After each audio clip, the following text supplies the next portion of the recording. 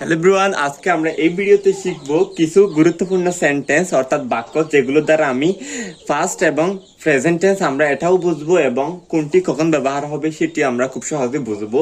তো আমি একটি প্রথমে সেন্টেন্স লিখেছি অর্থাৎ বাক্য আমি বাজারে গিয়েছি। কখন আমি গিয়েছি, মানে আগে গিয়েছি, আমি গিয়েছি। I went to market.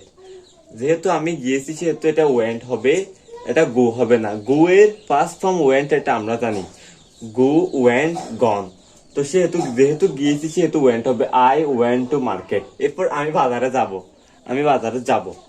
আমি যদি যাব বলি কখন যাব, ভবিষ্যতে। I shall go to market. আমরা জানি প্রত্যেক ফিউচার টেন্সে শ্যাল অথবা উইল বসে। তো আই এর আমরা শ্যাল বসাইছি, তারপর go to market subject, shall will, এখানে শ্যাল বসাইছি, বারবার present form plus object. To market এটা হচ্ছে অবজেক্ট। এরপর আমি ভাত খেয়েছি, এটাও ঠিক এটার মতো। আই এট রাইস, আমি ভাত খেয়েছি। আমরা জানি ইট এর ফার্স্ট ফর্ম হচ্ছে এট, গো এর ফার্স্ট ফর্ম হচ্ছে ওয়েন্ট।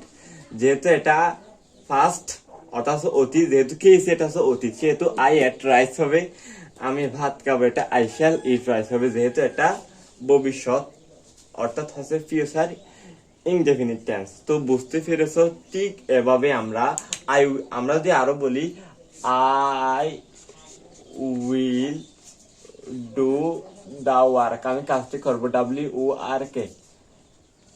আমরা I will go there, I shall অথবা উইল দিতে পারি। আমরা I will go, I will I will go, THERE, I will go there, আমি সেখানে যাব।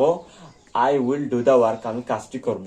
আমরা ঠিক এভাবে গুরুত্বপূর্ণ কিছু সেন্টেন্স ইংরেজিতে মেক করতে পারি, যেগুলো আমাদের অত্যন্ত গুরুত্বপূর্ণ কাজে আসবে। তো ভিডিওটি আমি তৈরি করতেছি প্রায় অনেক দিন পর। আমি বিভিন্ন আমার পড়াশোনার ব্যস্ততার কারণে আমি ভিডিও তৈরি করতে পারিনি। তো আজকের ভিডিও এই পর্যন্ত। সবাই ভালো থাকবে, সুস্থ থাকবে। Thank you.